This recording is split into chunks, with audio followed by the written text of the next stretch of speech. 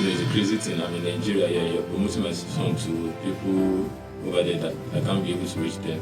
And people around there, I don't even hear much of my song. It's a different thing to have to know how to sing. So there's a business side of the music as well. Okay. So you have to just take your time and go and learn. The business side of the music. Yes. It's not something I feel like it's only can chat GPT or you can't wrong. No. You have to do the business like at that point in time, 2 years became so long, as if that year was not going to finish. So I can imagine. Hello and welcome back to Shut Up Silence, a podcast where real people discuss real stories and nothing is left unsaid. My name is Linda, and today I have someone who has gone through life's thick and thin and came out unscathed. He has literally turned life's lemon into lemonade. I'm talking about no other person but Afro creators director, Afro musical artist, a rapper and a songwriter, Kolawole Iliyomade, aka Jan Bula. That's what's up. I'm good. When I was actually, preparing for this podcast, this recording this afternoon, I really thought about all you've gone through, okay? You're someone whose story is of great inspiration to a lot of young people, in case you don't know. Okay, you have gone through toiling and grinding for success. You have gone through a period of confusion, to having strength from writing. You've been depressed, but you came out strong. You started building Afro Creators Hub, a community that empowers African creatives. And I thought to ask, this is not like the cliche answer. It's not what I want. I don't want a cliche answer. I want you to really tell me, how are you doing? Well, I thank God for what I'm doing. I'm doing well. I'm progressing. I'm taking a little step and I'm moving ahead. So I thank God for giving me the strength. The ability to be able to do that. So we started small and we are still taking the step by one, but this is not where we started from. So we've gone further a bit, but we thank God for the grace. Yeah, it's so good to hear that. We started off your musical journey and you didn't even want to go to school at all. What was going through your mind at that point? What was going on? This time, after secondary school, I've always known I had a flair for entertainment, music and stuff like that. And when we started writing YEC, Jam, I didn't have issues with my YEC, but Jam was actually my major problem. So okay. I failed Jam like twice. Sometimes I passed Jam, people steer me, would drop it down. But out of all those, I realized I had music. So music was my comforter. Like anytime the jam me, I would just go back to the studio and start recording, rapping them. So it was my backup plan. But I did that for like 3 years, and after a while, I was able to get the whole admissions sorted out. But it was because I was having issue with my school that I had time to develop my music. So I was like, even if I don't later on go to school, at least I can always fall back. I have music that I can sell, but I have both, so I'm good. Congratulations! I needed to ask that because I was wondering what was going through your mind, why you didn't want to go to school. But thank you for clarifying that, because for people who do not know, Joint Admission Matriculation Board is just like an exam, prerequisite exam you have to write and you have to pass it before you gain admission into university here in Nigeria. So just to clarify that. I'm glad you had a change of mind and pursued school instead. I'm going to ask, do you think it's paid off? Is it paying off? Of course it paid off. Going to school was actually one of the things that exposed my mind and made me understand, these are the things that you actually need to be a proper musician. Exposed my mind, exposed my experience to learn from different people, different demographics, and how to manage people at large. So the school experience was very, very important for me, and it was even after the whole school and the whole thing and COVID came about, and that was the turning point again. I was like, wow, we're back to square one. School is done. We need to go for youth service, and now Corona came about. So it was just a silent time for me in my life, and I feel like, what values do I have? What can I do? After COVID, I just know the world is going to open, and I was just mentally prepared. So those are the things that the whole experience it's part of it. Led to where we are today. Okay, you know, when you started off your musical career, you had a not so experience with your musical label, right? Is it music label or musical label? What's the right word? Yeah, record label. Record label. Okay, you didn't have such a great relationship with your record label, right? What actually went wrong? What was the problem? Well, I think I trusted too much. I've been doing music as far back as 2011. I've been recording music as a musician 2011. So I got admission 2014. I was really active with music my first year in school. After that, I lost the vibe. I brought the vibe like a new artist that just got, admission. And after the old school, after that, I didn't do music for like, let's say 4 years, just to focus on Studies. just get it concluded. So when the whole thing of COVID came about, I was just resetting my brain. What do I need to do? I realized, okay, I have people reaching out to me that, oh, help us write this, help us write that. So I feel like, oh, people appreciate my writing skills, so I need to improve that.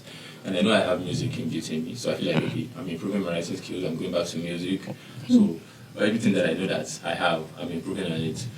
When I went back to studio, I've always been a rapper, as I said earlier. I've always been a rapper. I don't know I can sing.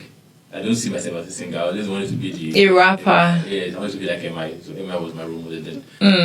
Then I feel like, what, let me change style. Since I've been away from music for a long time, so let me change style and just do something new. So I went in and sing. So sample your data, the song. I dropped the song, then sample your data.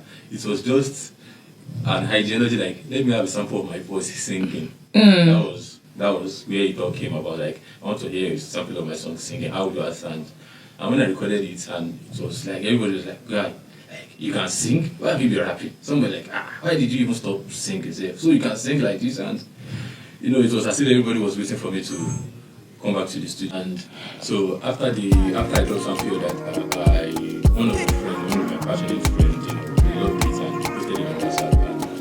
And somebody from Europe reached out, this guy is, I know you want up my money. Would like to work with him. So it was like, imagine I've been away from music for like 4 years, and I'm trying to go back to the studio and drop a song, and I'm having somebody from Europe reaching out to me, like, yo, we'd like to work with you. So it was happening so fast, and I really needed that collaboration. I really needed that, partnership, because, I'm just like a graduate, and it's not maybe I have the finances or resources to, but I was willing to do my, best in my own ability. So I appreciated my friend's gesture for the mere fact that, he was helping me share that, and if it's going to be Sony or Universal Music that will reach out, that's how it's going to be. And so I feel like, well, if you said it's your person, let's do it. Like, since I know you. So the person I was signing a deal with, I don't know the person, per se. You never met the person? Never met. Is he Nigerian? He's a Nigerian, yes. We only talked on phone. Oh, okay. Video, so, said so many things. I feel like, okay, this person is Based in Nigeria? Yeah, it's not based in Nigeria, it's based in Europe. Okay. He has some entertainment stuff running up over there. And, it's just based on trust. Like, it's based on trust, and I feel like the way the guy appreciated my craft, so let's do something. So that was how I went ahead to pen to go and put my hand in. To sign the dotted lines. That was. So what went wrong? What went wrong in all of this? Well, I don't know. How should I say it? I just feel like maybe I need to go through that experience for me to have this knowledge that I have now. Because sometimes you just have to go through the fire for you to know how it goes. Like, when you sign a musical contract, they fund you to shoot musical videos. Everything we had about was not appeared upon. Even something that I was dropped. A lot of people loved it. They wanted music, they wanted videos. I had people bosses around just like, you, that songs need a video. A lot of people need to see your face on that song. The song is dope. I reached out to the label, promises upon promises. Let's run a radio promotion. Promises. I was like, even at the point in time, I was like, you know what? Don't do the basic thing that you do for artists, sometimes of maybe wardrobe, housing and all stuff that comes with record label and stuff. Let's use all these funds to promote the music. I'm not about the flashy lifestyle. I'm just about my own music. And even the person that helped me facilitate the deal got to realize that, it's like we got caught up in the fix with this person, and it was so challenging for me at that point in time. I've been taking a break from music for a long time and coming back to get myself hanged up in between somebody that I just feel like we could be recording music and making it for us. Okay, what about the royalties from your music? Was it going to you? Since they're not helping They have me. the masters, the royalties in terms of the music is not the royalty is not something that we can say okay it's enough for us to be saying let's be cashing it out. Okay, it's very minute, very little. It's very, I was just starting out then, and the basics were not done. That was the most painful aspect of it. The basics were not done, and also I signed a 2-year contract with them. I didn't get a radio promo. I didn't get a video. I didn't get name it. I used all my money to do my recordings. Like even the radio don't sponsor my studio section. So you can see how gullible I got to just go and pen down. But I don't think it was your fault. sometimes I still feel like it's my fault. What would you have done differently? Because I mean, you didn't know they were not going to keep to their terms, and they didn't take anything from you as per your royalties, because you said the royalties were little. They took the masters. Okay, so even if the song should blow right now, you still wouldn't be able to get anything out of it. I'll only get anything. I have my percentage and stuff. I'll get something. You just get a percentage, Yes, not like the but whole thing. Then I end up not giving them the full agreement because we agreed I was going to give them an EP, a 7-track EP, and they're going to shoot 2 or 3 videos, I think, as per the agreement. Yeah, so they had to shoot 2 or 3 videos of the most liked song out of that EP. EP. So when I dropped the first single, nothing, okay, they conjured me again. They feel like, okay, maybe if I drop another one, maybe it will give a little bit of money. They were not keeping to the promises. They were not doing the basics of a record label. And the most painful thing was, people that were supposed to help me, they were backing out because they started seeing a label imprint on my cover work. And they feel like, oh, he has a record label. Oh, he has a record label. That was the most painful thing. I'm a big person. I have a lot of people around me, but that mere fact of he's got a record label, nobody wants to add the money they're managing to. They believe that okay, yeah. So it was very difficult for me. After dropping the second single, same thing, same old stuff, talking, and at the point in time we got fed up with each other. Like, are you whining? Are you joking with me? Like, is this what I signed up for? Imagine that frustration. I'm the owner of my music. I'm the one creating it. I'm the one recording it. It's just like me recording it and putting it and giving it to the label. So I went, and in place of those misagreements, then my service call-up came about.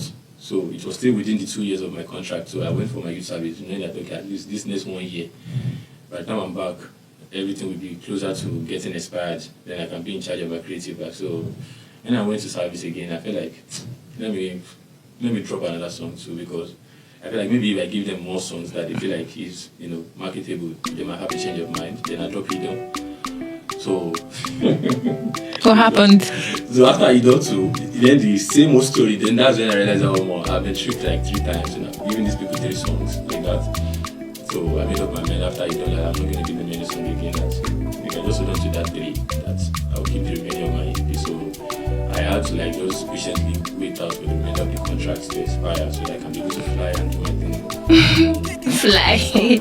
And you've been flying. Yeah. You have. Okay, having gone through all this experience, what lessons did you learn in all of this? I learned to be more patient. I lie to you.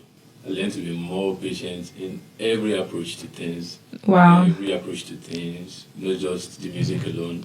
Afro creators of my relationships, my businesses. I learned to be patient, just to have a divergent view to things. The deal, I won't say I made a stupid mistake because I still employ a lot of people. I have some great lawyers that worked on my contracts. They were the one that helped me to readjust it to be able to suit me. I can't imagine I've gone and signed like 5 years or signed like 30 years with those kind of people. Oh, wow. Imagine how They initially gave you 5 years contract. No, it was not 5 years. It was 30 years. Oh, okay. Yeah, so it was my lawyer that after like for starters, like you don't need 3 years. Just do 2 years with them. See how they are performing 2 years, and if they do well, they can maybe extend the contract with them. So unknowingly, so at that point in time, 2 years became so long. I think that 2 years was not going to finish. So I can imagine. it was crazy. Okay. So is this same lesson, is this going to be your same advice to musical artists that are upcoming? Yes, they should take their time and they should learn more. Especially, they should learn. What do you mean learn? What do you mean? They should research the music. It's a different thing to know how to sing. Mm-hmm. So there's a business side of the music as well. Okay. You have to just take your time and go and learn. The business side of the Business side. yes. It's not something you can feel like it's something you can chat GPT or you can't go on Google. No. You have to be in the business line or go with somebody that is in the business line, see the emotions behind it, see the way they are reacting to things, see the level of attention they are giving to stuff. Then you know that, oh, when there's a deal, when there's that, these are the things I need to do, these are the people I need to talk to. So they should take their time. Upcoming artists that newbies, they should take their time to understand the musical business, at least to an extent, before they start saying, oh, I want to, and they should equip themselves with proper legal guidance. I'm still grateful that I had, the lawyer friends that I was able to. I can't imagine I was going to sign myself to a Doom contract with those kind of people. They did their part. I'm not going to lie. They gave me a platform too, at least in US, in Norway, some part of UK. But it's a crazy thing. I'm in Nigeria here. You're promoting my song to people over there that I can't be able to reach them, and people around here are not even hearing much of my song. So because you people are in Europe, so you have that leverage. So it still counts for me. But now the people around me here, what am I doing to promote my music to them? These are the challenges that I had then. At the point time I was having issues then. You are not singing marketable. Don't tell me I'm not singing marketable. You're not singing what? You said I'm not singing marketable song. Marketable song. Like, brothers, my song is my song, my vibe is my vibe. Like you just have to understand this is my own craft. So now we can discuss, but telling me I'm not singing marketable song, giving me instances of artists that I need to sound like, nah. So those are the part of things that cause disagreement between us. And the reason why it's like that is because I was rolling with somebody that I had not seen, that we are not in the same, we are not going to studio together, we are not, it's only that my friend here in Nigeria that is always with me. So he stands like the manager, he was always doing, you were in studio session, we tell me, oh, sing it like this, sing it like that. So even when we send it to you in Europe, you'll be like, and that song, if I did like this, if I did like that, I say, sure, okay, you're not paying me for studio session, I'm running studio session, my money. So I would like go back to the producer, I'm going to tell the producer, one order for Europe, they tell me, say, I don't sound like, it doesn't work like that. If we're in the studio, doing the vibe, recording together, it's easier to correct like that. Not when the whole song is mixed and mastered. And okay, we have done the song and I send it to you and you'll be like, oh, why don't you sing like this? No, I don't do that. So in the process of questions like that, we started having utterances because I just feel like I'm not a new kid in this business. It's not maybe I don't know what I'm doing. So and there's the music, the content of my music. A lot of people can resonate with it. Yes. So I feel like a lot of artists should prepare themselves. So these kind of ideas, these things, this experience were the things that led me to Afro Creators Hub. Yes, I was about to come there. Afro Creators Hub, your community of African creatives. Community, you know my community. Of course, I'm a member of the community. Okay, so of African. That was done. Yes. I was inspired, and I'm now free like a bird. Part of my research and my learning and experience, I feel like I really need an active community to be able to, dwell among, because I'm a musician, I need producers, I need videographers, I need, sound engineers. And I've met one or two people in the process of my walkabout. Yes. So I feel like, okay, why don't I have an help? If these people have any project I can support them, I'll go all out for them, as long as they know they were going to do that for me too. Yes. So I reached out to one of my people and like, we can do this thing, and do you think, does it make sense? They say, of course it makes sense, so let's start it up. Okay. So we found Afro Creators Hub. Yes. So Afro Creators Hub is solely managed by IJK Made and Hands. What's that? IJK Made and Hands, that's my company. Your company, okay. So it stands for IJK Made Media and Entertainment. So now we are a digital arts media club, a company and entertainment. So that means we run digital services and entertainment services. So when I reached out to those people with the source sense in it, we created a digital platform for Afro Creators Hub, and we started recruiting ourselves. So we created ourselves. Most of our meetings were always digital, online, Zoom call, Instagram live, and stuff like that. Until we progressed to, okay, now let's bring it to real life. Let us start meeting ourselves. Let us start connecting. So before we progressed to hosting Ogun Ota Creators Hangouts, and the influx of people that we saw, the quality of discussions that we had, it was very nice. And when we posted it, some people started asking us like, wow, this is nice, like we have to have it in Lagos. So because it's Lagos again. Yes. So that was when you came in. Yes, I came to the Lagos edition. So we have people on Oyo now, they're talking with us. Yes. That's talking Oyo too. Okay. So, I'm happy. You have. I'm glad to hear. You remember the question I asked you, how are you doing? I'm glad that I've gotten an answer. I'm happy. It took time for me to get an answer from you. So well done with what you're doing with Afro Creators Hub. That was why when we started, I said you turned your lemons into lemonade, okay, because of your personal experience.